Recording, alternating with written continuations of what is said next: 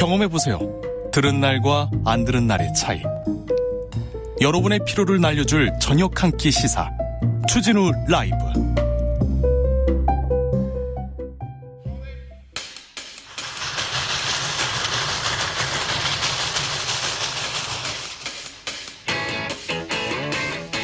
오늘도 열심히 돌아가는 정치발전소 장앤장. 정치평론계 최고수입니다. 두 분 모셨습니다. 장성철 공론센터 소장 어서 오세요. 네, 안녕하세요. 장성철. 장윤선 정치전문기자 어서 오세요. 네, 안녕하세요. 네. 돈봉투 얘기를 해야 될 것 같아요. 돈봉투. 네. 돈봉투를 바라보는 민주당 지도부의 자세, 그리고 송영길 전 대표 어떻게 보고 계십니까?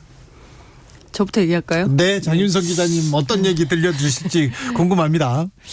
내부가 많이 복잡한 것 같긴 해요. 근데 이제 제가 오늘 마지막으로 막 취재를 종합을 했더니 이제 어떤 얘기가 나오냐면 송영길 대표의 경우에는 설령 정치가 끝나더라도 인간적으로 존경받는 선배로 마무리를 하고 싶다면 어서 들어와라. 네. 이런 얘기가 나옵니다. 이상민 의원도 그 얘기했어요. 지금 그럴 때가 아니라 빨리 들어와라. 그러니까요. 그러니까 모두가 불명예스러워지는 길로 가려고 하는 거냐, 당을 이렇게 치욕스럽게 만들고 정치를 떠날 거냐, 아니면 당의 위기감이 크군요. 굉장히 큽니다. 딴 건 몰라도 돈봉투가 뭐야, 돈봉투가 이런 분위기가 굉장히 크게 있고요. 예.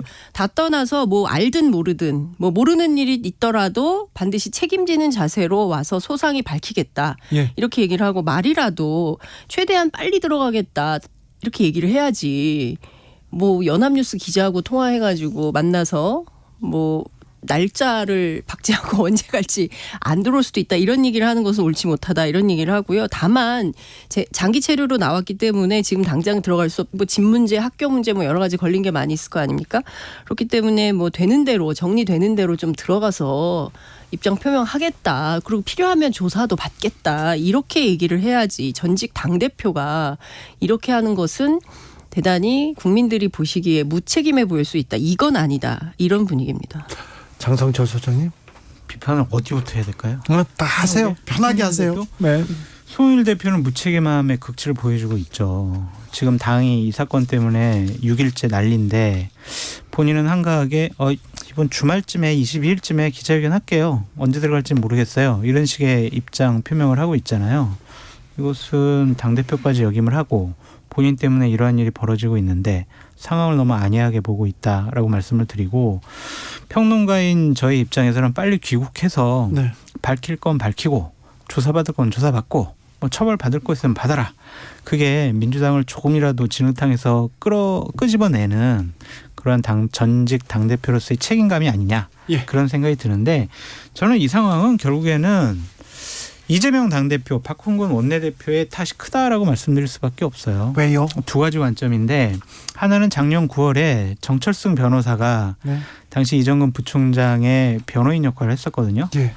그때 이정근 부총장이 구속영장 실질 심사를 들어갔을 때 정철승 변호사가 본인 SNS에다가 뭐라고 올렸냐면, 이거 공개되면 민주당 피바람 불 거다. 상황의 이런 중요함을 민주당만 지금 모르고 있다. 이런 식의 얘기를 썼어요. 그러네요. 그러면은 얘기가 있었죠. 예. 그러면은 당연히 민주당 지도부에서는 이 사건이 뭔가 쭉 그때부터 상황을 파악을 하고 선제적인 조치를 할 수 있었던 것들은 조치를 했어야 해요. 지금은 이렇게 그러네요. 그냥 넉나가 있으면서 손 놓고 있는 거는 무책임해 보이고, 또한 이재명 당대표가 어제 저희들 뭐 철저하게 진상 규명을 하고 뭐 조치할 건 취하겠습니다라고 얘기를 했어요. 말로만 하고 있어요. 셀프 조사 안 하겠대요. 왜? 실효성이 없어서. 윤리심판원은 왜 있어요? 이런 것들을 조사하고 잘못된 것들을 판단해서 당에서 조치할 것 조치하라고 윤리심판원이 있는 거잖아요. 근데 아무것도 안 하겠대요. 그냥 검찰에서 정치적인 고려 없이 공정한 수사 해달라고 요구만 하고 있어요. 언제부터 그렇게 검찰을 믿었어요? 아무것도 안 하겠다는 얘기예요. 그러니까 좀 나눠서 설명을 좀 드려야 될 것 같아요. 그러니까 제가 취재한 바에 따르면 우선 첫 번째 그 작년 10월 이 사건이 시사저널에 처음 보도됐을 때는 일종의 뭐 이정근발 친문 게이트 뭐 이렇게 하고 그때 등장했던 인물들하고 지금 밭글 형태로 돌고 있는 명단이 많이 다르잖아요. 그러니까 이를테면 저도 그 점은 좀 지적을 하고 싶은데 그때부터 사실은 준비했어야 됐다. 이게 무슨 사건인지 어떻게 되는 건지 뭐 그런데 사실은 뭐 이재명 대표 문제 뭐 등등이 있고 뭐 이래서 경황이 없었나 뭐 이런 생각이 좀 들기도 하지만 그럼에도 불구하고 그러네요. 그 문제는 좀 당에서 문제가 터졌을 때 그때부터 준비했어야 됐다라는 생각은 좀 든다라는 생각이 좀 들고 그 조사 안 하겠다는 것은 아니더라고요. 제가 취재를 해보니까 자체 조사는 하고 있는 것 같아요. 근데 이것을 바깥으로 드러내놓고 만약에 진상조사위원회 위원장 누구 뭐 조사단 누구 이렇게 임명을 하면 조사 결과도 발표를 해야 되고 또 조사 결과 보고서도 써야 되고 그런데 여기에서 한치의 오차라도 발생하면 거봐 저 민주당 제대로 완전히 이거를 입막음용으로 하려고 했었네라는 비난이 올 것을 실제로 걱정을 하고 지난 일요일 저녁 회의 때 그 얘기가 나왔었다고 해요. 최고위원들 모여서 얘기할 때. 그래서 이걸 어떻게 할 거냐. 그러니까 취재를 해보니까 그 전날 당 대변인 명의로 진상조사단이 먼저 나가요. 네. 그래서 일부 최고위원들은 당대표가 진상조사단 하려고 했나 보다. 그러니까 대변인 명의로 저 입장이 나갔겠지. 이렇게 생각을 했다는 거예요. 그런데 일부 최고위원들은 지금 잘못 조사했다가 오히려 역풍될 수 있는데 그렇게 하면 안 된다라고 해서 일요일 날 긴급 회의를 다시 요청을 했다는 거예요. 그래서 최고위원회가 다시 모여서 그 자리에 뭐 최고위원들마다 각자 의견을 발표를 하고 그리고 나서 이재명 대표 의견을 얘기를 들었는데 오히려 대단히 이제 좀 단호하게 이 문제 세게 대응을 해야 될 필요가 있고 설령 우리가 모르는 일이 있다 하더라도 그 문제에 대해서는 책임지는 자세로 가야 된다라는 게 이재명 대표의 입장이었다고 하더라고요. 예. 그래서 아무것도 안 한다. 이것은 잘못된 사실이고요. 실제 내부에서는 알아보고 있고 상황이 어떤지 파악을 하고 있는데 협조가 잘 되는 것 같진 않아요. 왜냐하면 제가 그 명단에 돌고 있는 의원들한테 전화를 했어요. 해봤더니 말도 안 되는 얘기다. 첫 번째 반응. 두 그래요? 번째는 설령 이게 조사가 된다 하더라도 증거가 있을 수 있겠냐. 나오기가 어렵다. 세 번째. 이게 사실은 돈이 실비 개념 성격이 많다. 그러니까 네. 일종의 뭐 밥값, 차비, 뭐 기름값 뭐 이런 등등 뭐 이런 거다라는 얘기를 합니다. 그러니까 그게 법 위반이에요. 그러니까 그게 정당법, 정치자금법 위반이 되는 건데요. 돈을 받았다면 큰 문제가 됩니다. 일단. 그렇습니다. 받았다면. 그래서 큰 문제가 되는 건데 뭐 민주당 내부가 뭐 아무것도 안 하고 셀프 조사도 안 하고 뭐 이런 것은 아니더라. 내부는 사실 기민하게 움직이고 있더라. 다만 공개적으로 막 이렇게 활동을 뭐 우리가 이거 할 거예요라고 안 하는 것뿐이다. 이 정도 될 것 같아요. 공식적으로 공개적으로 어떤 공식적인 기구가 조사를 하지 않고 기민한 대응을 하지 않는다면 아무것도 안 하는 거죠. 비공식적인 차원에서 내부적으로 한다라는 게 말이 됩니까? 그 얘기는 하는 것 같아요.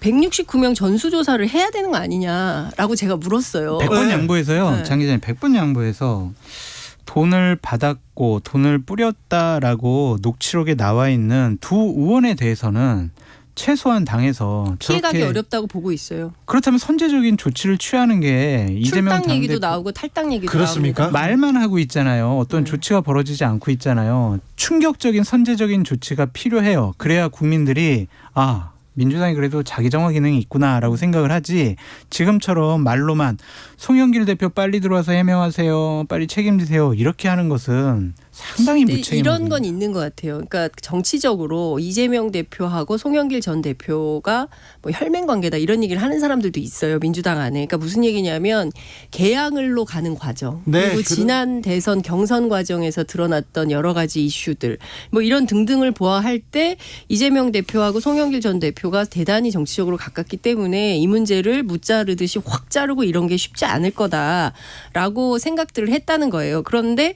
생각보다 단호하게 이재명 대표가 일요일 날 밤 회의에서 세게 나와서 송 대표하고 뭔가 없었나 보다 오히려 안심을 했다는 거예요. 그래서 지금 상황은 어떠냐면요. 민주당 입장에서는 이런 거예요.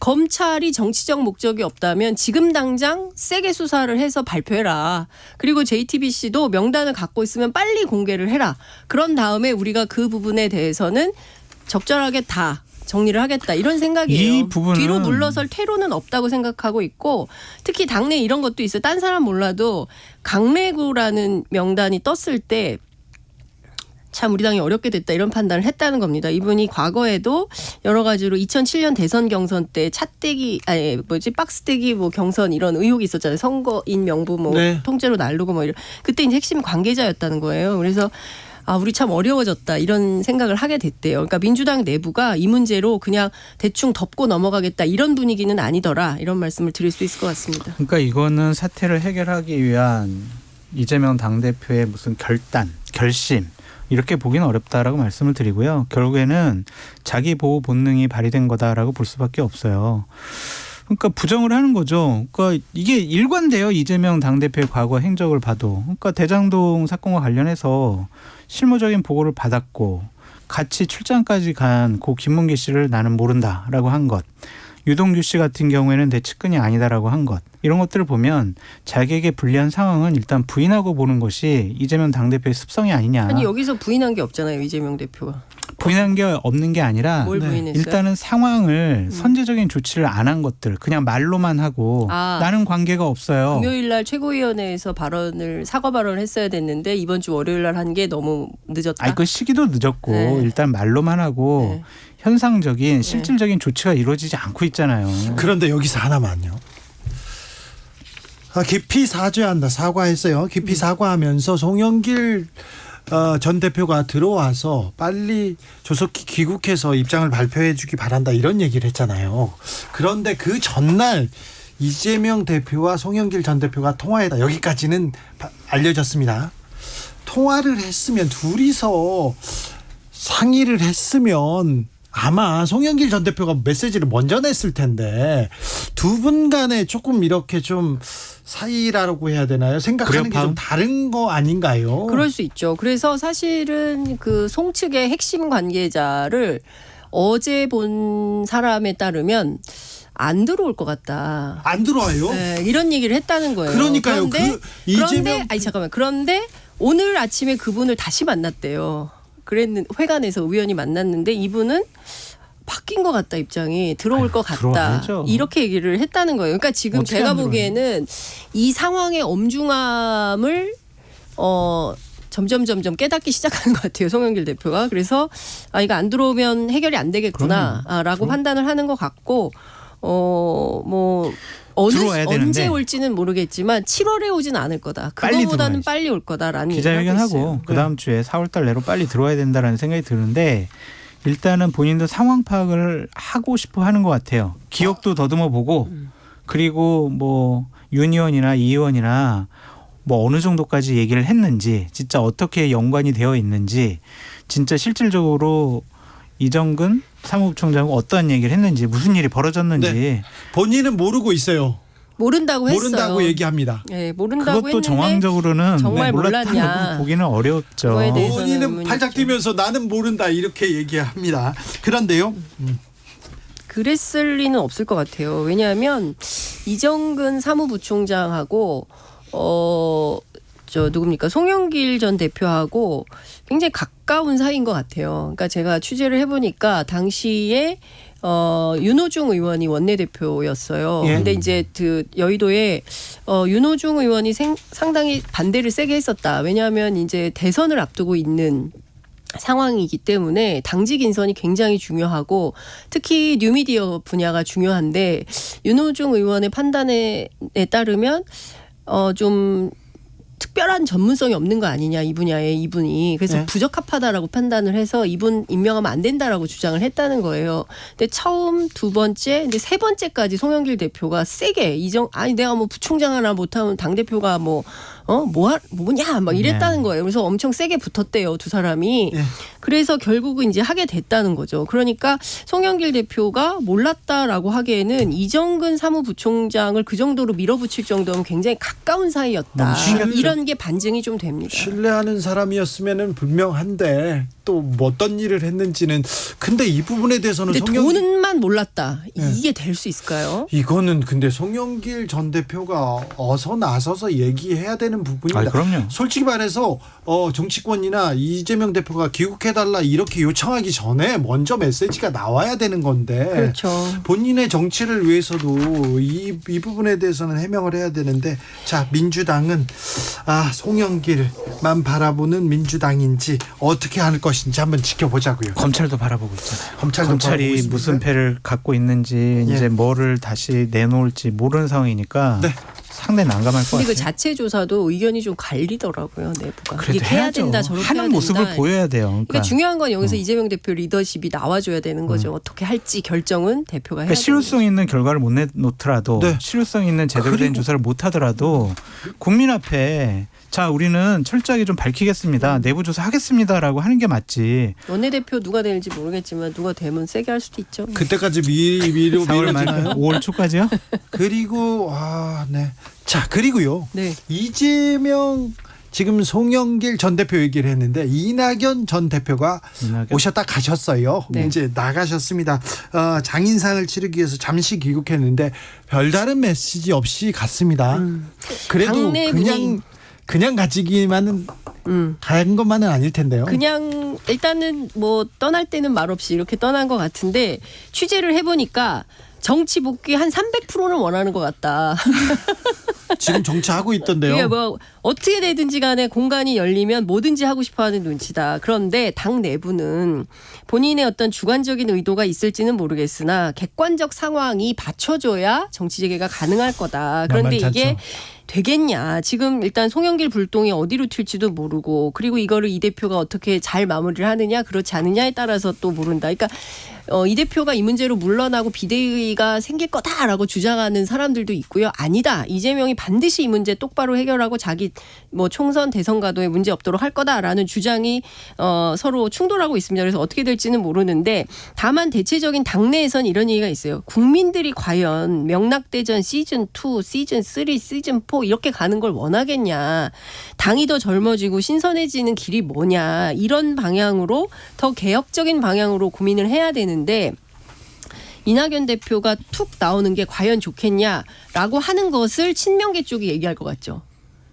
아니요. 이낙연 캠프에 계신 분들이 이런 얘기를 많이 하고 있습니다. 이낙연 대표가 정치할 수 있는 기회는요.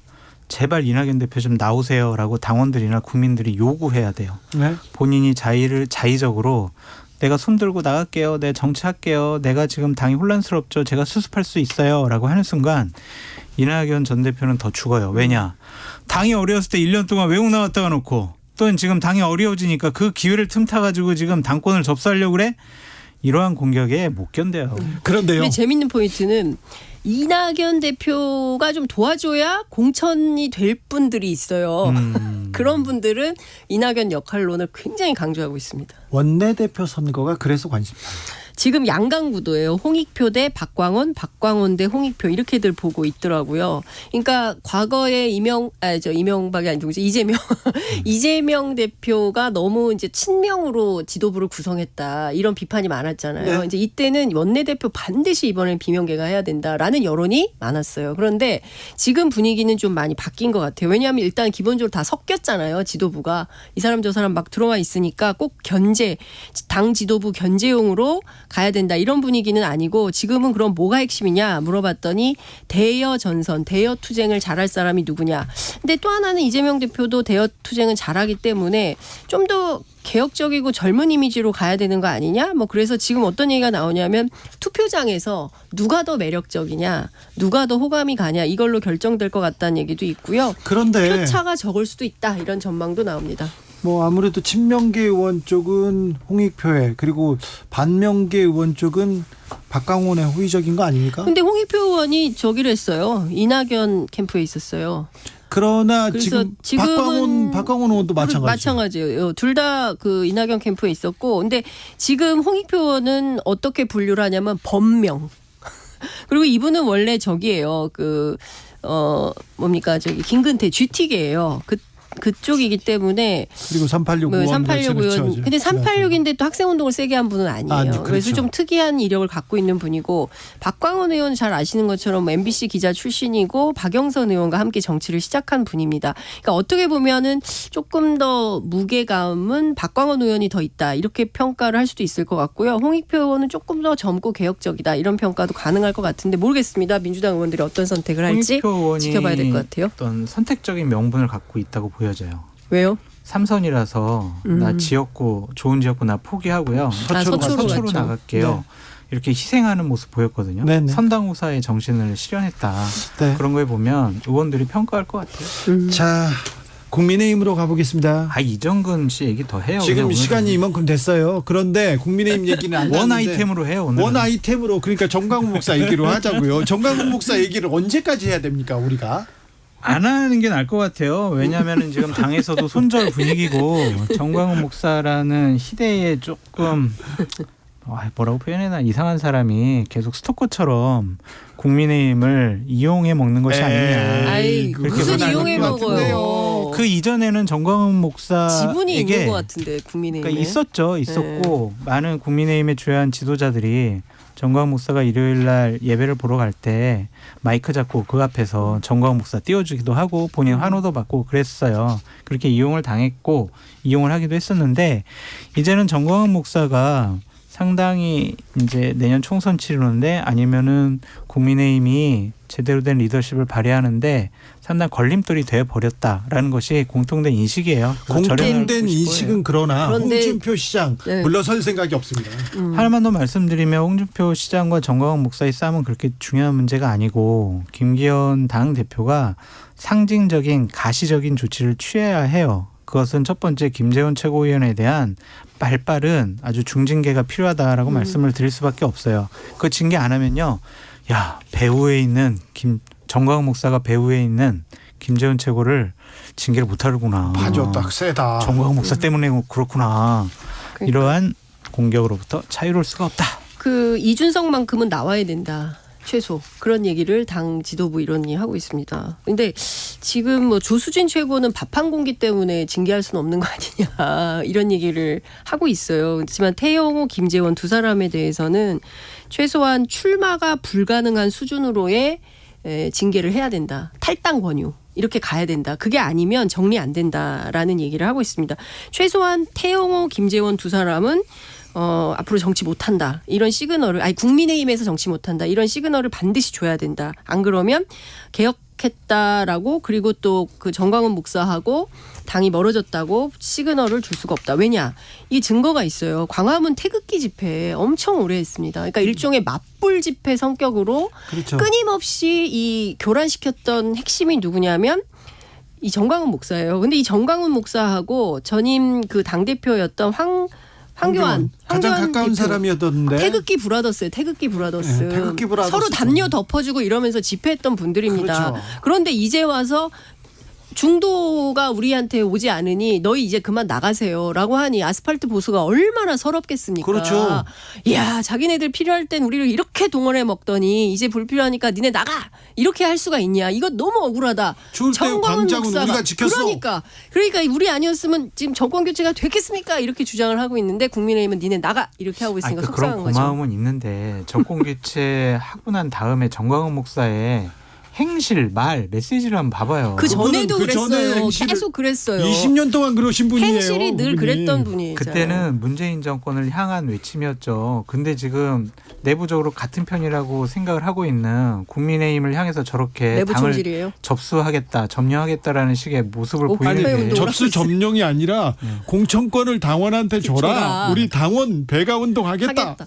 저는 접수하겠다는 이준석 대표인 거잖아요. 줄 알았어요. 당원 그러니까요. 당원 가입하라고. 그렇게 좀 비상식적인 판단과 말과 행동을 하는 분하고는 당연히 절연을 해야 된다. 자꾸 언론에서 KBS에서 자꾸 이렇게 국민의힘과 정광훈 목사가 뭔가 있는 것처럼 이렇게 하는 거 아니에요? 아니 뭐가 있었죠. 사실은 그러니까 뭐가 김재현 있긴 최고도 있었네. 가가지고 미국까지 쫓아가서 뭐 보수 천하통일 이런 발언을 한 거 아닙니까? 뭐가 있긴 있었죠. 있지요. 뭐가 있긴 지금도 있어요. 그러면 안 있지요. 되죠. 지금은 이제 절연하겠다는 의지가 강해요. 정광훈 목사 제가 그럼 진짜 한 20년 했거든요. 다음 선거 때 그런데 어떡할 거예요? 이분 정광훈 목사의 일방적인 짝사랑입니다. 그렇지 않아요. 절대 안 그렇습니다. 국민의힘의 장해찬 최고위원은 용납하지 않겠다라는 표현까지 쓰면서 절연의 의지를 더 강하게 표현했습니다. 용납 안 하면 어떻게 할 건데? 그냥 사귈 건데? 그건 모르겠는데요. 근데 그 아니에요. 절대 절연이 그 관계를 그렇게 끊을 수가 있나요? 없어요? 불가능합니다. 근데 마지막에 또 이것도 물어볼게요. 네. 대통령 취임 1주년 앞두고는 개각을 합니까? 총선에 대통령실 누구누구 나간다 이런 기사가 계속 나오는데요. 근데 기본적으로 대통령실은 상당히 불쾌한 지금 얘기를 하고 있어요. 네. 민생 제치고 개각 총선 논의 국민에 대한 예의가 아니다. 이런 얘기를 하는 사람들은 나쁜 사람들 이런 식으로 대통령실은 밝히고 있다. 네.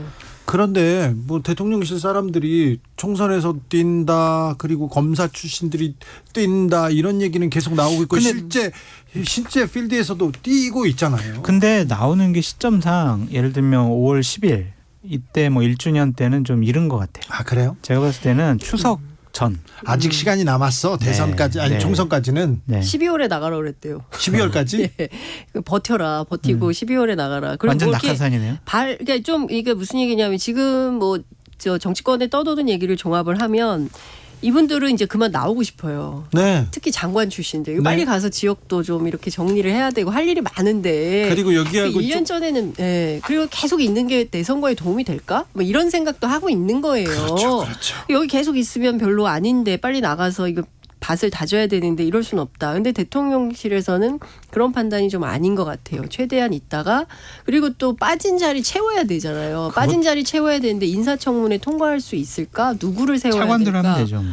차관들. 뭐 그럴 수도 있겠지만 딱히 또 마음에 안 드실 수도 있기 때문에 누구를 할지 이것도 적당한 인물이 없는 거예요. 그래서 제가 보기에는 입장이 서로 달라서 어떻게 될지 모르겠는데 개각 얘기는 사실은 이상민 장관 사퇴 때부터 있었습니다. 그때 했어야 됐다라고 했지만 안 했어요. 계속 왔습니다. 그래서 사실은 정치권에서 많은 사람들이 네. 그렇게 해야 된다고 맞습니다. 이렇게 건의를 드렸는데 안 받아들였다 그렇습니까요. 이렇게 예, 맞아요. 얘기하죠. 예. 근데 저는 모르겠습니다. 저는 확언하기가 되게 어려울 것 같아요. 이 개각 가능성에 대해서. 네. 언론은 뭐 많이 쓰고 있는데 네. 때 되면 쓰는 기사 같은 느낌. 대통령 마음이니까요. 그렇죠. 우리가 뭐 그 마음 어찌 알겠습니까? 네. 전화를 한번 해보세요 대통령께. 네? 불경스러운 얘기를. 자, 김건희 여사가 요새 광폭 행보 보인다, 사진에 많이 보인다 이런 얘기 있었는데 이 부분은 어떻게 보시는지요? 좀 너무 많죠. 그러니까 대통령보다 더 많아서야 되느냐. 저는 뭐 근데 뭐 열심히 하실 수 있다고 생각해요. 그런데 우리가 늘 하는 얘기 조용한 내조설은 어디로 간 거냐. 이런 근원주의로 갈 수밖에 없는 측면이 있고요.